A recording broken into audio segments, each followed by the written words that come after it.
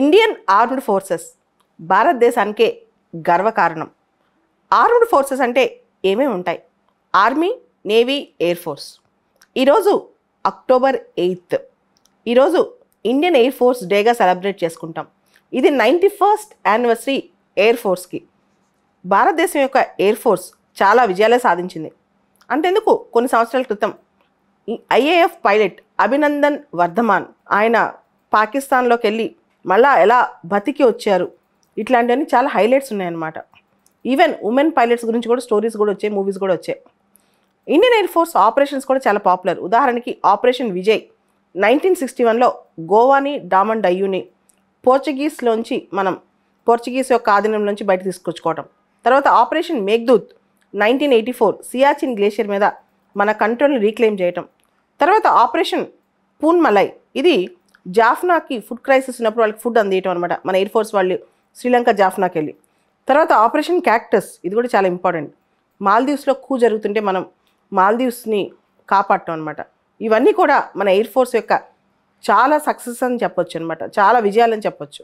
ఈరోజు Indian air force day సందర్భంగా ఒక థీమ్ ప్రకటించారు, ఎయిర్ పవర్ బియాండ్ బౌండరీస్. మన ఎయిర్ పవర్ అనేది బియాండ్ బౌండరీస్ అంటే మనకంత శక్తివంతమైన ఎయిర్ పవర్ ఉంది అని చెప్పి ప్రకటించడం అనమాట. సో ఇండియన్ ఎయిర్ పవర్ గ్లోబల్లో రకరకాల దేశాల యొక్క వాయు సైన్యం ఎంత ఉందో ఇండియాకు కూడా అంతే శక్తి ఉంది అని చెప్పి అంటుంటారనమాట. Air power Indian air force operations చాలానే చేస్తుంటాయి. చాలా సందర్భాల్లో మనం డిజాస్టర్ రిలీఫ్ కూడా ఇండియన్ ఎయిర్ ఫోర్స్ ఆపరేషన్స్ని మనం కంటిన్యూ చేస్తూ ఉంటాం అనమాట. ముఖ్యంగా హ్యూమానిటేరియన్ అసిస్టెన్స్ అండ్ డిజాస్టర్ రిలీఫ్లో మన air power and peacekeeping ఆపరేషన్స్లో కూడా మన ఎయిర్ పవర్ బాగా పనిచేస్తుంది. యాక్చువల్గా మన ఇండియన్ ఎయిర్ ఫోర్స్ అక్టోబర్ 8, 1932 ఆ ఇయర్లో ఎస్టాబ్లిష్ అయింది. October 8 Indian air force rising day అనమాట, ఎస్టాబ్లిష్మెంట్ డే. ముఖ్యంగా మన ఎయిర్ ఫోర్స్ ప్రొఫెషనల్ ఎఫిషియన్సీకి పెట్టింది పేరు అండ్ చాలా గొప్ప అచీవ్మెంట్స్ కూడా చేసిందనమాట. అయితే ఇండియన్ ఎయిర్ ఫోర్స్కి మార్చి 1945లో ఇండియానికి ముందు royal Indian air force RIAF అని పిలిచేవాళ్ళం, అంటే బ్రిటిష్ వాళ్ళ చిహ్నాన్ని గుర్తుగా అనమాట. తర్వాత 1950లో రాయల్ అనే మాట తీసేసి మనకు తెలుసు ఇండియా రిపబ్లిక్ అయింది, రాయల్ అనే మాట తీసేసి మనం దాన్ని ఇండియన్ ఎయిర్ ఫోర్స్ అని పిలుస్తున్నాం అనమాట. ముఖ్యంగా మనం రిపబ్లిక్ కాకముందు బ్రిటిష్ వాళ్ళు ఎంబ్లెమ్ అనేది మన ఇండియన్ ఎయిర్ ఫోర్స్ సింబల్లో ఉండేదన్నమాట. యూనియన్ జాక్ అక్కడ కనిపిస్తూ ఉండేది వాళ్ళది. అదేవిధంగా RIAF రౌండెల్లో రెడ్, వైట్, బ్లూ వాళ్ళ ఫ్లైక్ ఎక్కడైతే ఎగురుతూ ఉంటుందో పతాకం, దానిలో red colour, white colour, blue colour ఉండేదన్నమాట. కానీ మనకి ఇండిపెండెన్స్ వచ్చిన తర్వాత ఆ కలర్స్ అని తీసేసి మన ట్రై కలర్, మన త్రివర్ణ పతాకం రంగులు అక్కడ తీసుకొచ్చాం. అదేవిధంగా యూనియన్ జాక్ తీసేసి ఇండియన్ ట్రై కలర్ అక్కడ తీసుకొచ్చాం అనమాట.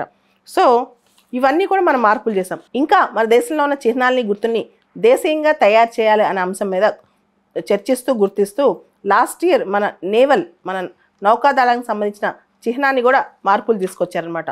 లాస్ట్ ఇయర్ అంటే సెప్టెంబర్ 2, 2022న మోడీ గారు మన నేవీకి కొత్త సింబల్ని అన్వీల్ చేశారనమాట. ఇంతకుముందు నేవల్ సింబల్లో సెయింట్ జార్జ్ క్రాస్ ఉండేది, ఇప్పుడు ఛత్రపతి శివాజీ సీల్ కనిపిస్తుంది అనమాట. ఒక సీల్ కనిపిస్తుంది, ఛత్రపతి శివాజీ చిహ్నం లాంటి సీల్ ఒకటి కనిపిస్తుంది మన నౌకాదళం పైన, వాళ్ళ యొక్క ఫ్లాగ్ పైన అనమాట. అదేవిధంగా మన ఇండియన్ ఎయిర్ ఫోర్స్ యొక్క చిహ్నాన్ని కూడా చిన్న మార్పులు చేశారు. ఆ కొత్త మార్పుల్ని ఎయిర్ చీఫ్ మార్షల్ అన్వీల్ చేశారు ఈ రోజున. ఇండియన్ ఎయిర్ ఫోర్స్ చిహ్నం పైన IAF క్రస్ట్ని తీసుకొచ్చి పెట్టారనమాట. దాని మీద మన జాతీయ చిహ్నం ఉంది, నేషనల్ సింబల్ ఉంది. అశోక లైన్ టాప్ మీద ఉండి అక్కడ సత్యమేవ జయతే అనే పదాలు దేవనగిరి స్క్రిప్ట్స్లో మనకు కనిపిస్తుంటాయి. అశోక లైన్ కింద హిమాలయన్ ఈగిల్ దాని యొక్క రెక్కల్ని, వింగ్స్ని స్ప్రెడ్ చేస్తూ కనిపిస్తుంటుంది అనమాట. అంటే ఇండియన్ ఎయిర్ ఫోర్స్ యొక్క ఫైటింగ్ స్పిరిట్ దానిలో కనిపిస్తుంటుంది, మన ఎయిర్ ఫోర్స్ యొక్క పోరాట పటిమ దానిలో కనిపిస్తుంటుంది అనమాట. దాంతోపాటు ఆ ring in the light blue colour encircles the Himalayan eagle.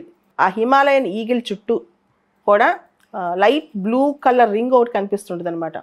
దానిలో మనకు ఒక వర్డ్స్ అర్థమవుతుంటాయి, భారతీయ వాయుసేన అని చెప్పి. సో అక్కడ IAF అనే పదం హిమాలయన్ ఈగిల్లో గోల్డెన్ దేవనగిరి స్క్రిప్ట్లో కనిపిస్తూ ఉంటుంది, ఇండియన్ ఎయిర్ ఫోర్స్ అనే పదం. సో మన వాయుసేన అనేది హిమాలయన్ ఈగిల్ ఎంత పవర్ఫుల్గా ఎగురుతుంటుందో అంత పవర్ఫుల్గా మనం ఫైటింగ్ స్పిరిట్తో ఉంటాము. దాంతోపాటు సత్యాన్ని ఎప్పుడు మనం కాపాడుతూ ఉంటాము.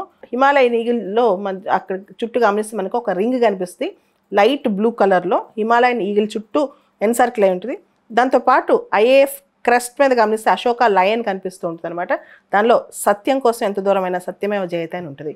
ఇదే కొత్త ఎన్సైన్లో ఉన్న కొత్త సింబల్, అంటే కొత్త చిహ్నం మనకు కనిపిస్తుంటుంది. ఆ చిహ్నంలో ఎయిర్ ఫోర్స్ క్రెస్ట్ మీద మనకి ఈ భావాలన్నీ అర్థమవుతుంటాయి. భారతీయతని పెంపొందించేలా ఈ భావాలు ఉన్నాయి.